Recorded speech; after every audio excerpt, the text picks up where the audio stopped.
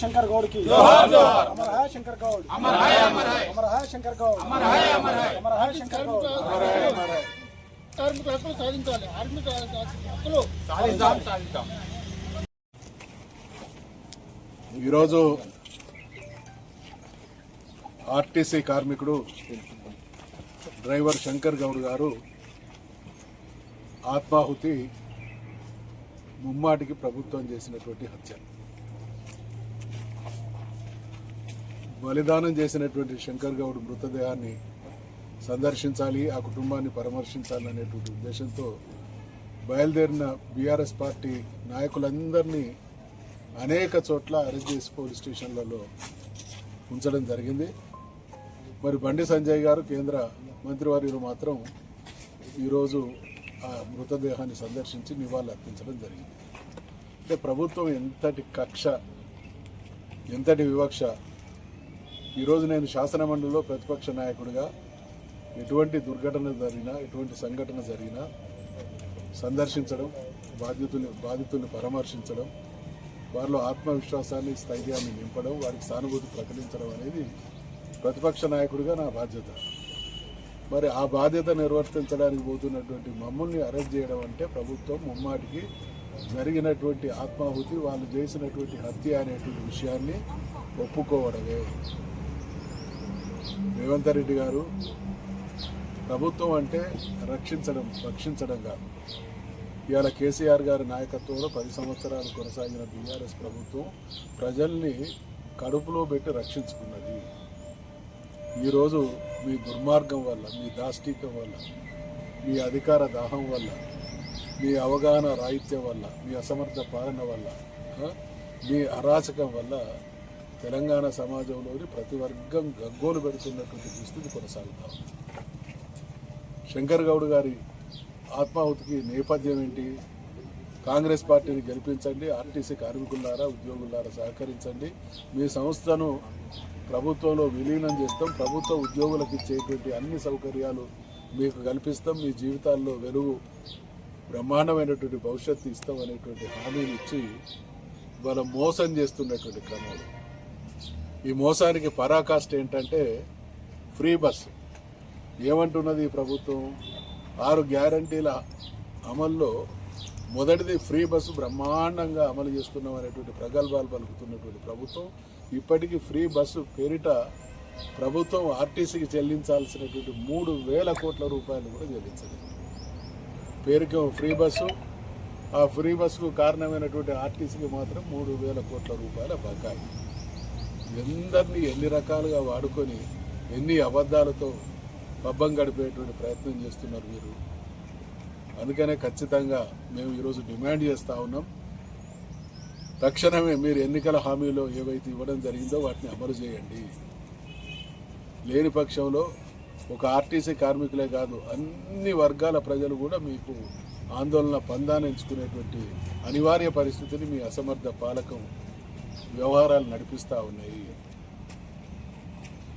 ఈరోజు ఆర్టీసీ కార్మికులతో జరుగుతున్నటువంటి చర్చలు ఫలప్రదం కావాలి అనంటే గొంతెమ్మ కోరికలు కాదు, ఏ హామీలు అయితే మీరు ఇచ్చి అధికారంలోకి రావడం జరిగిందో ఆ హామీలను నెరవేర్చడమే ఈరోజు ఎదుర్కొంటున్నటువంటి సమస్యకు ఏకైక పరిష్కార మార్గం. అందుకనే ఆ హామీలన్నింటినీ కూడా అమలు చేయాల్సిందిగా డిమాండ్ చేస్తూ ఉన్నాం. శంకర్ గౌడ్ కుటుంబానికి 1 కోటి రూపాయలు నష్టపరిహారం ఇవ్వాలి. తర్వాత ఆ కుటుంబం నుంచి ఉద్యోగం కల్పించాలి. శంకర్ గౌడ్ బలిదానానికి, ఆ పవిత్రమైనటువంటి చావుకు ముగింపు మీరు ఆయన ఆత్మాహుతికి కారణమైనటువంటి సమస్యల్ని పరిష్కరించడమైనటువంటి విషయాన్ని గుర్తు చేస్తూ ఉన్నాం, హెచ్చరిస్తూ ఉన్నాం. అదే రకంగా మీ నిర్వాకానికి, మీ పాలనా వైఫల్యానికి పోలీసులు పరిష్కార మార్గం అనేటువంటి పందా ఏదైతే ఎంచుకున్నారో అది ముమ్మాటికి మీకు కౌంటర్ ప్రొడక్ట్ అవుతుంది అనేటువంటి విషయాన్ని తెలియజేస్తా ఉన్నాను. ఏం చేసిండు మధుసూదనాచారి? వరంగల్ జిల్లా వాస్తవ్యుడిగా, మండలిలో ప్రతిపక్ష నాయకుడిగా, ఆత్మాహుతి పాలైనటువంటి ఒక సోదరుని కుటుంబాన్ని పరామర్శించడానికి, ఆ కుటుంబానికి సానుభూతి తెలపడానికి పోవడమే మేము చేసినటువంటి నేరమా? అంటే ఎంత భయానకమైనటువంటి, ఎంత ఆత్మవిశ్వాసం లేని, ఎంత అభద్రతతో ఈ ప్రభుత్వం నడుస్తున్నది అనడానికి నిదర్శనం 2.5 సంవత్సరాల కాలంలోనే. బహుశా దేశంలో అనేక ప్రభుత్వాలు వస్తాయి పోతాయి, కానీ ఒక పార్టీ అధికారంలోకి వచ్చిన తర్వాత 6 నెలల నుండి 2 సంవత్సరాల కాలంలో నరకాన్ని అనుభవిస్తున్నటువంటి ప్రజలు ఎక్కడన్నా ఈ భూమి మీద ఉన్నారు అని అంటే అది తెలంగాణ ప్రజలు, రేవంత్ రెడ్డి పాలనా నిర్వాహకం వల్ల.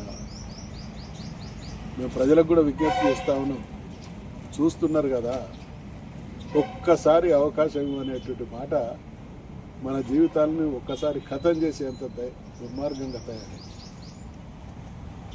ఈరోజు ఆర్టీసీ కార్మికుల విషయంలో జరిగినటువంటి అన్యాయం రేపటి రోజు మనందరి జీవితాల్లో కూడా పునరావృతమయ్యేటువంటి ప్రమాదం ఉంది. కాబట్టి ఈ కల్లబొల్లి మాటల కాంగ్రెస్ నాయకుల్ని ఖచ్చితంగా ఎక్కడికక్కడికి నిలదీయాలి, బాధ్యుల్ని దోషులుగా నిలబెట్టాలి.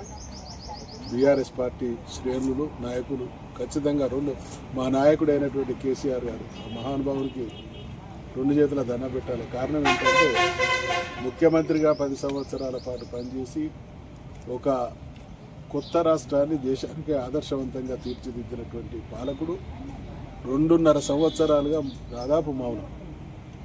చూద్దాం, హామీలు ఇచ్చిండు, అధికారంలోకి వచ్చింది, మాకన్నా గొప్ప ప్రభుత్వాన్ని వీళ్ళు అందిస్తామనేటువంటి మాట చెప్తుంది. కాబట్టి ఆ గొప్ప ప్రభుత్వం ఏదో చూడాలి, ప్రజలు నిజంగా సంతోషపడితే దాంట్లో సంతోషపడే తెలంగాణ సాధకుడుగా మొదటి వ్యక్తి నేనే అనేటువంటి విశ్వాసంతో, నమ్మకంతో ఆయన 2 సంవత్సరాలు 2.5 సంవత్సరాల పాటు దాదాపు ప్రభుత్వాన్ని కించిత్తు మాట అనుకుంది. తెల్లారు లేస్తే రేవంత్ ముఖ్యమంత్రి గారి మాటలలో కేసీఆర్ గారి మాట లేకుండా ఆయన కూట గడవనేటువంటి స్థితి. అంటే సమర్థుడైనటువంటి పాలకుడికి తన దృష్టి అంతా, తన మనసంతా ప్రజల క్షేమం, పాలనపై పట్టు మీద ఉంటుంది తప్ప ఇతరత్ర విషయాల మీదకి మనసు పోదు. సమర్థుడైనటువంటి నాయకుడికి చేయడానికి, ఒక రాష్ట్రాన్ని ఏలాలి అంటే సమర్థుడైనటువంటి నాయకుడికి 24 గంటల సమయం కూడా సరిపోదు. అటువంటిది ఎక్కడ మీటింగ్ పెట్టినా 15 నిమిషాలు మాట్లాడితే 5 నిమిషాలు కేసీఆర్ గారి ప్రస్తావన తప్ప ఇంకో అంశం లేదు అని అంటే వీళ్ళకి ఏం చేత కానీ దద్దమ్మలు అనేటువంటి విషయాన్ని వాళ్ళ మాటలలో వాళ్ళే చెప్పుకుంటా ఉన్నారు. ఇప్పటికైనా 2.5 సంవత్సరాల మీ ఈ నిష్ఠూర, దుర్మార్గ, దుష్ట పాలన పర్యవసానాలను సమీక్షించుకొని సరిదిద్దుకొని రాబోయే రోజుల్లో మంచి పాలన అందించండి. తెలంగాణ సాధకులుగా, తెలంగాణను సత్వర సమగ్రాభివృద్ధి చేసిన వారిలో భాగస్వాములుగా, తెలంగాణ ప్రజలకు మంచి జరిగితే హర్షించే వాళ్ళల్లో మేము ఉంటాం, చెడు జరిగితే స్పందించే వాళ్ళల్లో మేము ఉంటాం. కాబట్టి మీరు చేసే మంచిని హర్షిస్తాం. మీ నిర్వాహకం ఇటువంటివి కొనసాగితే మాత్రం ఎక్కడికక్కడ నిలదీస్తామనేటువంటి విషయాన్ని హెచ్చరిస్తాం. జై తెలంగాణ.